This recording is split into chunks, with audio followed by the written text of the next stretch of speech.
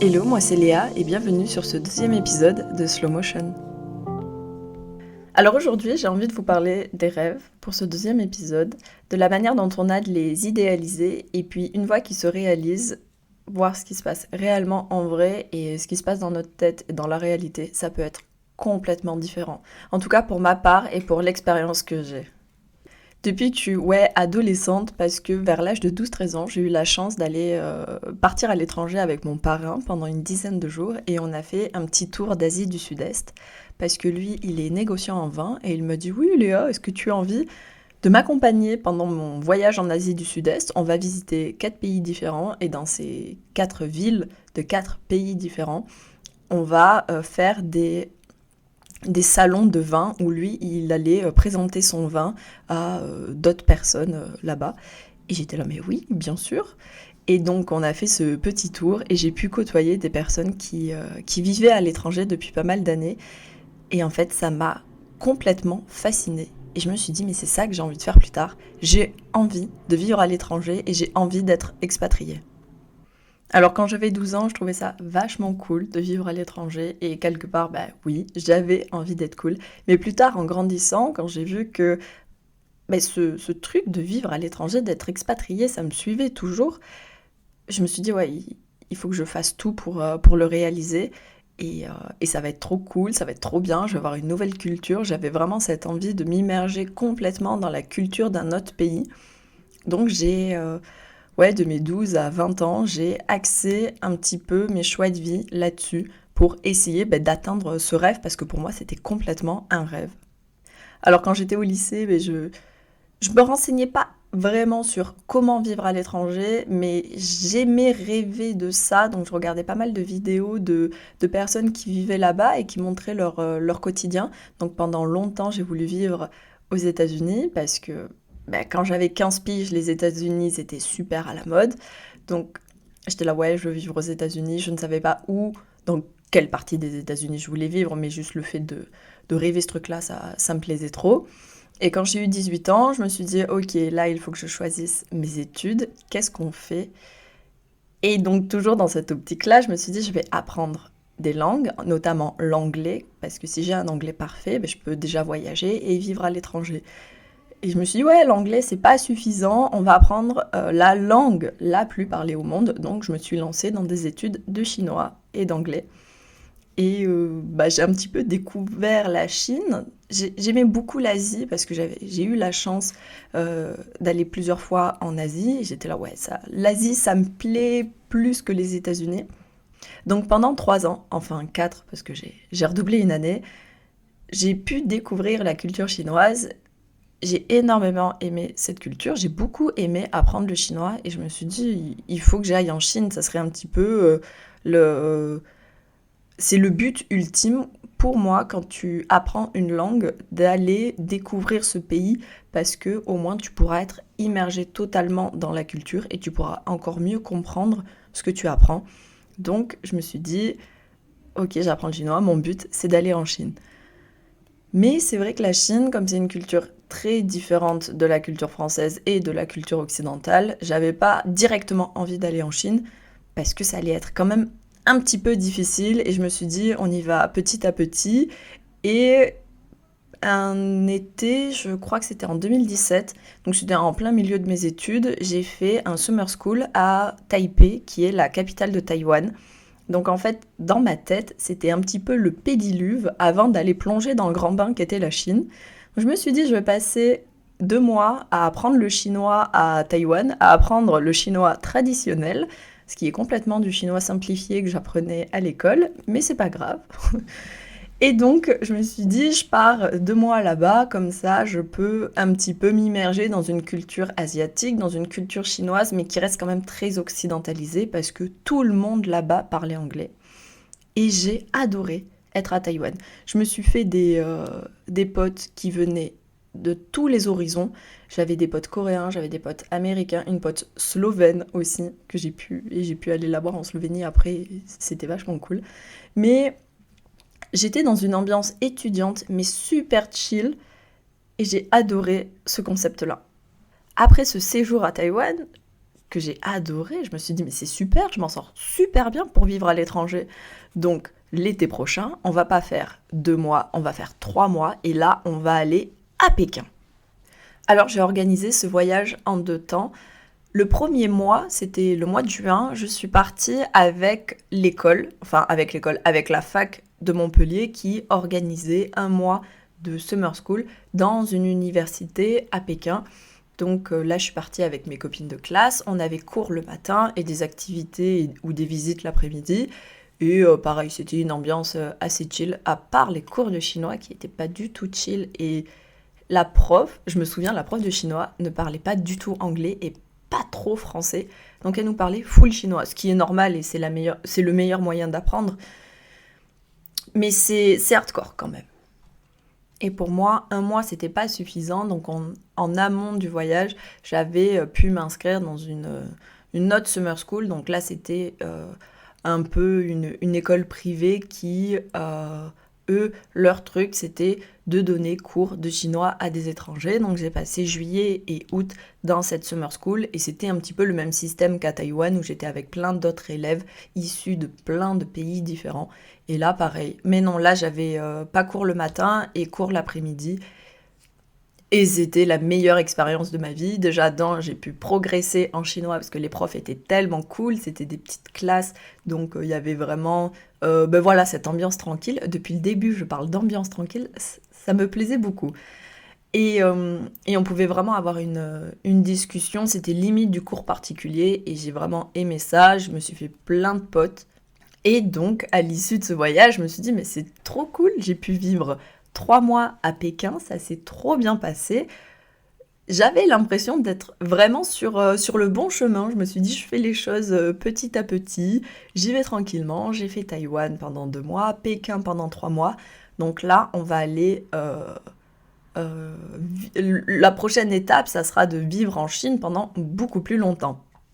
Et là, pendant ma 3e année, j'apprends qu'il y a possibilité de faire la première année de master en Chine, dans une ville qui s'appelle Suzhou, à côté de Shanghai. À ce moment-là de mon cursus, je suis en 3e année et j'en ai marre d'apprendre le chinois.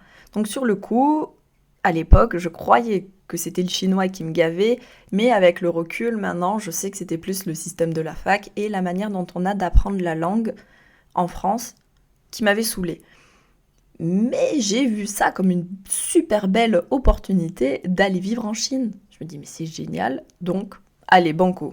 Je fais une dernière année et même si je continue pas le Master 2, je prends cette opportunité.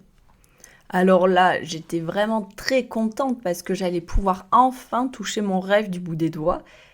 Et donc, je fais mes valises et je suis partie en Chine. Ça a quand même été une décision prise sur un coup de tête. Parce qu'à ce moment-là, j'avais envie de changer complètement d'études et de partir en école de commerce sur Paris. Je me souviens que j'ai eu la réponse positive de cette école de commerce en me disant « Mais oui, on vous accepte ». J'étais dans le train, je me suis dit « Mais en fait non, je vais pas là-bas, je vais en Chine ». Alors je vous dis pas la tête de ma mère quand je lui ai dit ça, et j'ai dû faire les démarches d'inscription pour la première année de master en Chine à la dernière minute. Et je sais même pas comment j'ai été acceptée, mais j'ai été acceptée, donc on boucle les valises et on y va. Me voilà à Suzhou, dans une ville, donc comme je l'ai dit tout à l'heure, c'est une ville à côté de Shanghai. Donc à l'échelle de la Chine, c'est une petite ville, mais c'est quand même une petite ville de 4 millions d'habitants, donc c'était tentaculaire. Donc les premières semaines, je découvre où je vais vivre. C'était vraiment cette phase de découverte où dès que tu fais quelque chose, tout est nouveau. J'étais très euphorique, c'était génial. Donc j'étais dans une espèce de résidence étudiante où c'était un campus où il y avait plusieurs bâtiments. Et moi, mon bâtiment, il y avait que des étudiants étrangers, notamment beaucoup de Français. Je vivais dans un appartement en colocation avec 3 autres filles qui étaient issues de ma classe en France. Et ouais, non, l'appartement était bien parce que j'avais ma propre chambre, ma propre salle de bain, donc c'est vraiment un confort, c'est un luxe. Mais alors, l'appartement le plus bizarre au monde, parce que la pièce principale qui englobait la cuisine, salle à manger et salon, il n'y avait pas de fenêtre. Les seules fenêtres qu'il y avait, c'était dans nos chambres, et encore, il y avait des barreaux et tout, l'appartement en soi était quand même assez glauque, et qui, moi, suis quand même un petit peu casanière, où l'appartement dans lequel je vis, ma maison, ça doit être ma safe place, et je dois m'y sentir bien. Et là, je me rends compte que je me sens pas très bien dedans. C'était l'ambiance qu'il y avait dedans, pas du tout par rapport à mes colocataires. Franchement, elles, c'était des amours. Et heureusement qu'elles étaient là, d'ailleurs. Mais ouais, l'ambiance dans cet appart était chelou. On commence les cours. Donc, on avait des cours dans une fac chinoise, et on était à la fois avec des Chinois qui apprenaient le français et à la fois avec des Français qui faisaient un semestre à l'étranger où eux, ils allaient apprendre leurs cours, mais juste un semestre à l'étranger. Eux, en fait, ils faisaient une sorte d'Erasmus, mais dans leur école. Et ouais, c'était bizarre. Franchement, l'agencement des cours était bizarre. Ah oui, et en plus de ça, on avait des cours de chinois avec une prof qui était, mais elle nous terrorisait. Je ne sais plus du tout comment elle s'appelait, mais ouais, elle faisait méga peur. Je crois que même encore maintenant, je peux faire des cauchemars de cette dame. Il faut quand même se rappeler que je commençais à en avoir marre des cours en troisième année de licence. Et quand j'arrive en Chine, bah, j'en ai toujours marre des cours. Et donc, bah, en plus, cet agencement bizarre où un coup on était juste entre nous, un coup on était avec des élèves chinois qui eux nous parlaient que pour qu'on puisse leur corriger leurs copies, et on était aussi avec ces autres Français issus d'écoles de commerce, et eux ils étaient chelous aussi. Donc, un appart dans lequel je me sens pas super bien, des cours qui commencent à me gaver, et en plus de ça, avant de partir en Chine, un mois avant, je crois, ben, j'ai rencontré quelqu'un qui est d'ailleurs toujours mon copain actuellement. Et c'est vrai que voilà, quand tu commences à tomber amoureuse de quelqu'un, tu as envie d'être avec la personne. Mais là, ce n'était pas le cas. Bon, après, je suis quand même contente de m'être dit, bon ben voilà, tu rencontres quelqu'un, tu pars à l'étranger, c'est ton rêve, va vivre ton rêve au lieu de te mettre à 100% dans la relation. Mais c'est vrai que c'était un petit peu bizarre parce que ben, tu commences une relation, vous êtes déjà à distance parce que il y avait quand même 8 heures, 7 ou 8 heures de décalage horaire, donc c'était un petit peu compliqué. Mais voilà, quand tu commences à connaître quelqu'un, tu as envie d'être avec lui, ben là c'était pas possible. Donc ça rajoutait un petit mal-être en plus. Et il y avait un dernier truc à tout ça, c'est que j'avais des personnes de ma famille qui étaient malades, notamment des personnes, mais ma grand-mère maternelle et mon oncle maternel qui étaient malades. Ma mère est très proche de ces deux personnes, et moi, je suis très proche de ma mère. Donc le fait de savoir qu'elle ne soit pas bien et que je sois loin, ça m'a mis, ben voilà, j'étais pas sereine. Et il y avait cette relation un petit peu bizarre avec ma mère, où pendant que j'étais en Chine, on s'est quand même bien éloigné. Et ça me faisait chier parce que on a une relation très fusionnelle ensemble, et de ne plus avoir cette relation, ben, ça m'a mis un coup parce que j'ai pu réaliser que voilà, être proche de ma mère, c'est un de mes piliers, c'est une de mes forces, et de ne plus l'avoir, ben, ouais, ben, ça, j'étais vraiment pas bien. Et je me souviens de moments au téléphone, donc déjà c'était très dur de trouver un moment où on puisse parler toutes les deux, mais j'avais cette impression où on n'avait rien à se dire. Alors que normalement, je peux passer 3 heures au téléphone avec ma mère et on n'arrête pas de parler de tout et de rien. Et là, on n'avait rien à se dire. Je me suis dit, mais merde, ça me fait chier, j'avais plus mon pilier pour me soutenir. Bon, après, je lui en ai pas du tout voulu. Enfin, si, sur le coup, pour être honnête, je lui en voulais beaucoup. Mais maintenant, je sais que c'était très dur pour elle aussi parce que ben, sa fille, et comme ben, je suis la seule, donc sa fille était très loin. Elle était vraiment pas bien parce que ben, deux personnes proches d'elle étaient malades, donc ça a dû être très dur à gérer pour elle. Donc je pense qu'elle voulait peut-être pas flancher quand on était au téléphone parce que j'étais loin et je voulais pas m'inquiéter pour elle, donc elle était quand même assez froide. Et moi, je me retrouve ben, en face d'un mur. Je me suis dit, mais qu'est-ce qui se passe? Donc, elle était froide. Moi, je me suis renfermée sur moi-même. Donc, on n'avait plus rien à se dire. On n'avait plus cette relation. Et ouais, ça m'a beaucoup attristée. Et c'était dur pour moi de vivre à l'étranger. Déjà, ça se passait pas comme je le voulais. Et de ne pas avoir le soutien de ma mère, mais j'avais du mal à trouver le moral et à apprécier mon voyage. Et le pompon sur la Garonne, vraiment l'élément pour terminer de m'achever et pour terminer d'achever les copines avec qui je suis partie, eh ben le Covid, il s'est déclenché quand on était en Chine. Super. Et on a pu voir les prémices du Covid en Chine.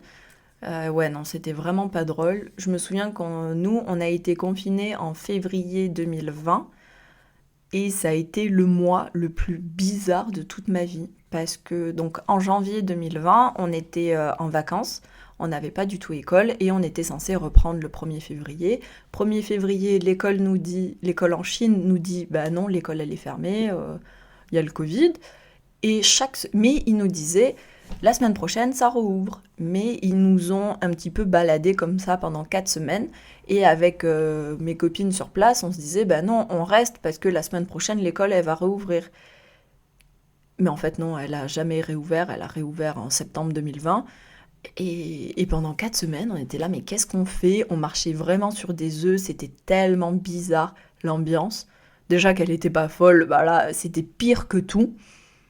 Et on se disait, mais on rentre pas. Et j'avais pas envie de prendre la décision de dire, allez, on rentre, pour qu'au final, l'école rouvre dès qu'on soit arrivé en France.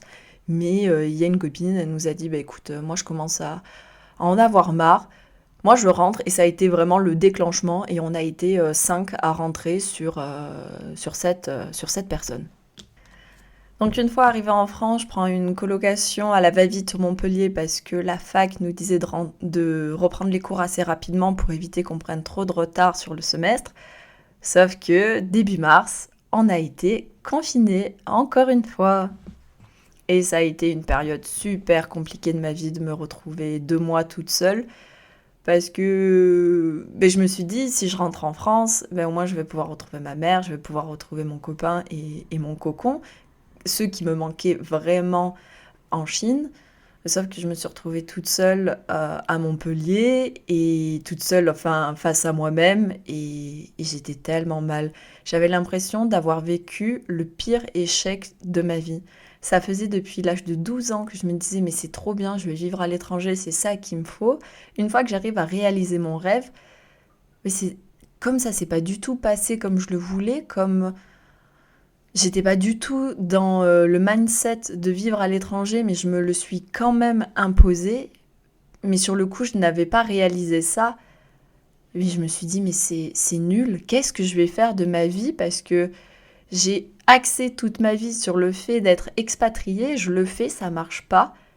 Qu'est-ce que je vais faire? J'étais au point mort. Et j'avais l'impression de devoir tout recommencer, de trouver un nouveau rêve, de trouver un nouveau truc qui allait me plaire, parce que déjà je n'allais pas continuer la fac, je ne l'ai pas du tout terminé mon année de Master 1, et pas du tout non plus envie d'aller en Master 2. Donc vraiment, 2 mois d'errance totale. Et ça a été très dur pour moi d'accepter cet échec, et pendant un moment, j'avais plus du tout envie d'entendre parler d'aller vivre à l'étranger. Et même à chaud, juste après être rentrée de Chine, je n'avais plus du tout envie d'entendre parler de la Chine, du chinois. C'est bon, je raye le pays de la carte, pour moi il n'existe plus. Bon alors, grâce à ma mère, elle m'a fait comprendre que non, c'est pas parce que ça s'est passé différemment que ce que j'avais en tête que c'est pas bien, c'est une expérience à prendre et il y a toujours une expérience à avoir de ça et toujours une leçon à tirer de ce que j'ai vécu. Et ce que je retiens de cette expérience, c'est qu'il faut s'écouter. Certes, ce rêve, il était beau et je suis contente de l'avoir réalisé, mais ce qui me fait chier, c'est que je ne l'ai pas réalisé de la bonne manière. Alors j'ai pris les opportunités qui se présentaient à moi, mais sans même me poser la question, est-ce que j'ai envie de ça à ce moment-là? J'avais vraiment la tête dans le guidon et certes aussi, j'ai fait ce choix de vivre à l'étranger sur un coup de tête. Alors c'est un petit peu mon défaut, j'ai tendance à prendre des décisions comme ça sur un coup de tête, donc parfois ça réussit, mais une décision qui va à ce point-là changer ta vie, je pense que ça doit être plus réfléchi, mieux mis en place et mieux apporté pour voir si je suis réellement prête à y aller. Donc pendant 4 ans, ouais, parce que ça fait 4 ans que cette histoire s'est passée, j'ai pu me pardonner, entre guillemets, et maintenant je suis contente d'y être allée parce que j'ai pu en apprendre plus sur moi. Et je réalise maintenant que j'ai encore ce rêve d'aller vivre à l'étranger, mais je sais que je vais le faire d'une autre manière, complètement différente, parce que je sais ce qui est important pour moi. Donc c'est d'être avec des personnes que j'aime, dans un appart où je me sens bien, dans une ville que je vais choisir parce que quelque part j'ai pas choisi d'aller à Suzhou, donc c'était une très jolie ville. Je pense que j'y reviendrai, mais juste pour le tourisme. Mais voilà, une ville qui me correspond un petit peu plus. Donc voilà, cet épisode touche à sa fin. J'espère qu'il vous a plu. Et si jamais vous aussi, vous avez une expérience d'avoir vécu à l'étranger, ou même si vous avez réalisé votre rêve, j'aimerais bien savoir comment ça s'est passé. Donc n'hésitez pas à utiliser l'espace commentaire prévu à cet effet. Je vous souhaite une bonne journée et je vous dis à bientôt pour le prochain épisode.